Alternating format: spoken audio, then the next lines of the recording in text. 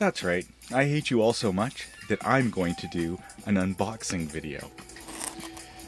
You may have heard me in the past talk about something that came in a HackerBox. Well, this is an example of a HackerBox. It was the one that came before Halloween. It sucks to live in Canada because you just get shit so late. 1st of October, yeah, maybe I could have done something for Halloween with this thing, but we have lives, you know. So what the hell comes in a HackerBox? You never really know, but it's a pile of crap, and it's usually pretty awesome.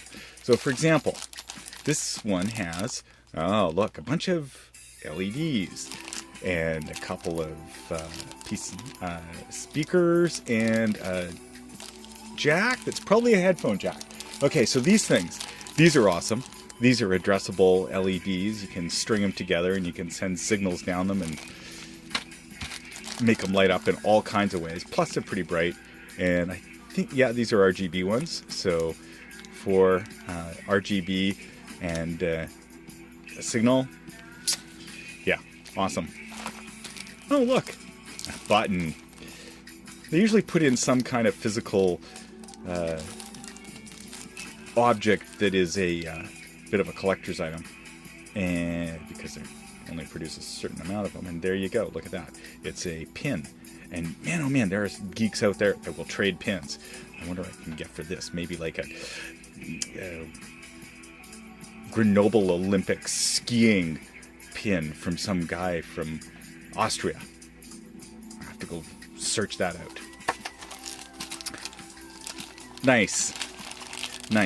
A little servo. A servo motor.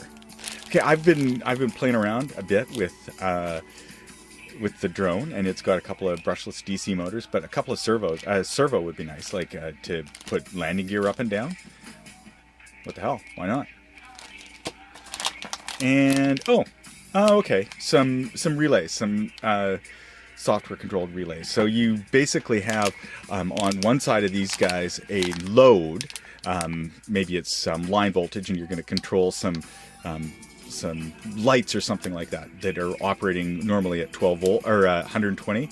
Well, this is both 120 and 250, and rated at 10 amps 125 and 10 amps 250. Well, yeah, they're probably cheap Chinese crap, but yeah, I mean, don't be switching audio signals at 120 volts, or you're going to get, you know, obviously interference and weirdness. But probably works well for switching on and off, you know, your usual LED or your 12 volt or 120 volt strings of lights. You can do light patterns and crap like that. But you can also control other things like a fan motor, or if you've got something like a smoke machine that needs to be hooked up to 120 volts. As long as it doesn't draw more than the current rating on the device, you should be good. This goes up to 10 amps, so just make sure that the amperage matches. Sticker! Hacks or treat. I think the putting these on your laptop attracts attention at airports, but I don't give a shit. Okay, what is this? Serial in. Wow, I'm gonna have to check the data sheet for this. Digital 1 through 7. I wonder if it's a serial port to digital I/O, so that you can send signals out your serial port to, as if it were some sort of Arduino. Well, maybe we'll take a look what that is. What do we have here? We'll have to Google that too. I've never seen one of these before. It's got a choke, a couple of chokes, a small. Oh man, I have to get the magnifying glass out to read that.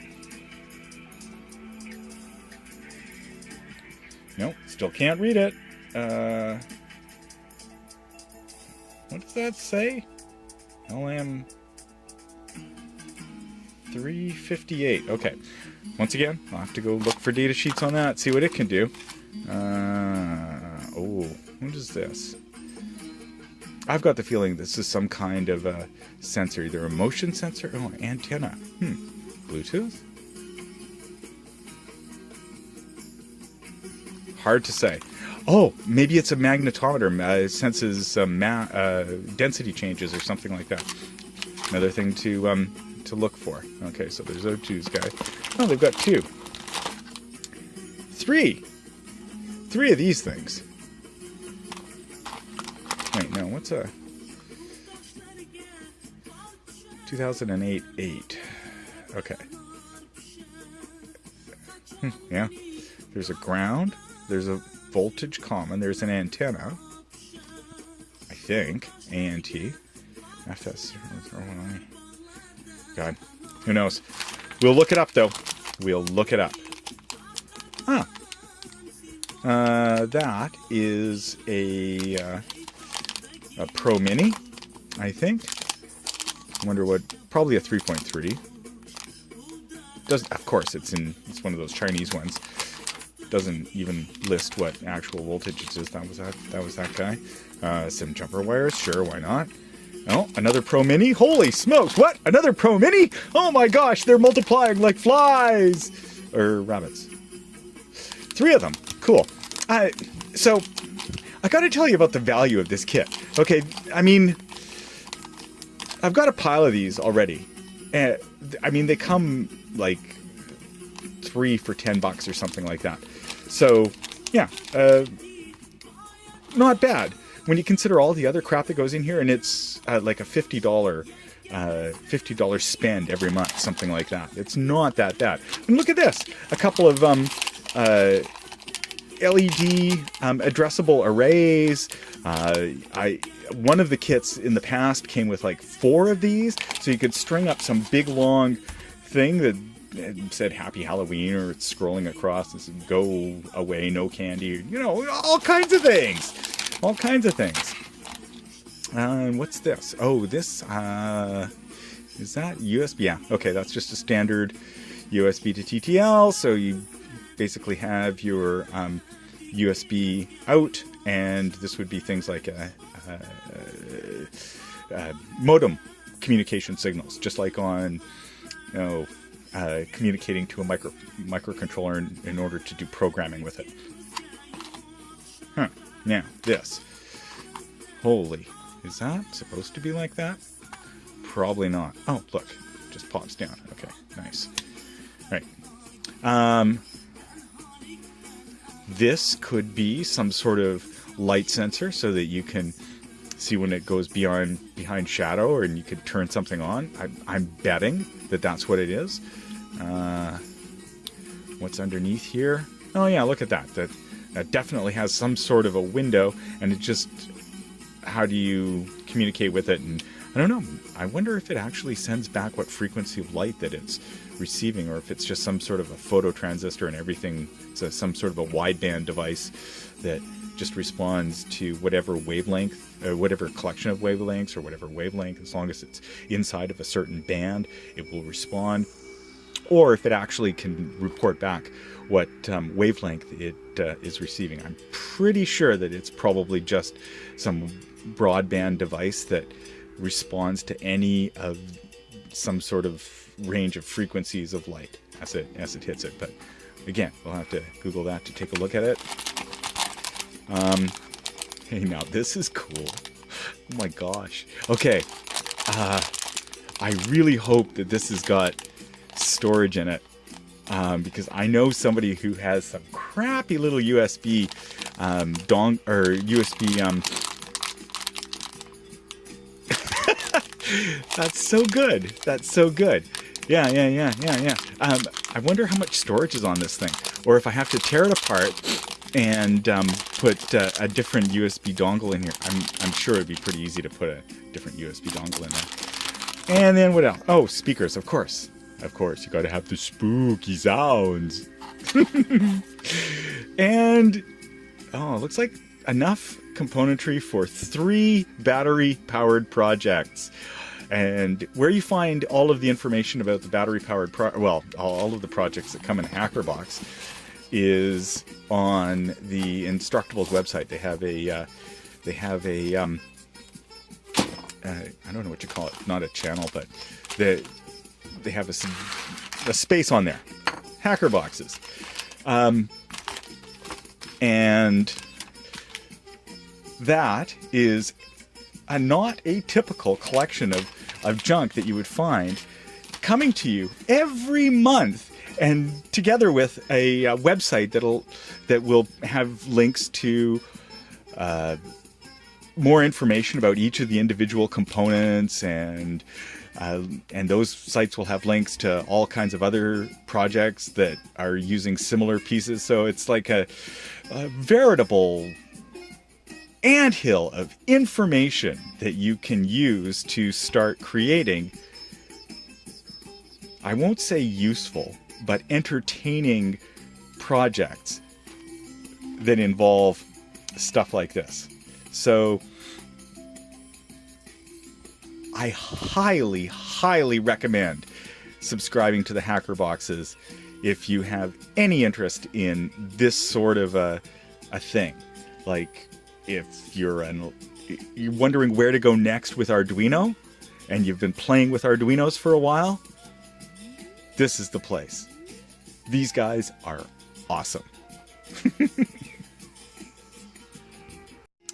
Okay, so according to Wikipedia, these things, in conjunction with this guy, is a low-power, 433 megahertz RF transmitter-receiver pair. So you've got 3 of these in the HackerBox, and you've got the receiver over here. And it's, well, 433 megahertz falls in the UHF band, but it's license-free. It doesn't have a lot of power, so, you know, I mean, you can... Whoops. You can mess around with these things in your yard, probably, and maybe, yeah, you know, you might interfere with your neighbor's ham radio or some crap like that, but license-free, so you shouldn't really have to worry too much about it. And great. So I am presuming that this, you know, you run a serial interface or some sort of AD command interface line over this. Probably doesn't have a lot of bandwidth, but you can definitely send, you know, on-off signals to something that, well, I don't know, maybe these guys are controlling? Who knows? Or maybe even this, well, no, serial port would be, that's what you would connect that to. So your serial port would connect to this guy and send some commands out there. This guy will turn it on and off, and when the night gets spooky. And you've got some RF controls for other things that are happening nearby. Yeah, you know, super awesome. Super awesome, these HackerBoxes. Never know what you're going to find. But then, not only that, they give you 3 microcontrollers.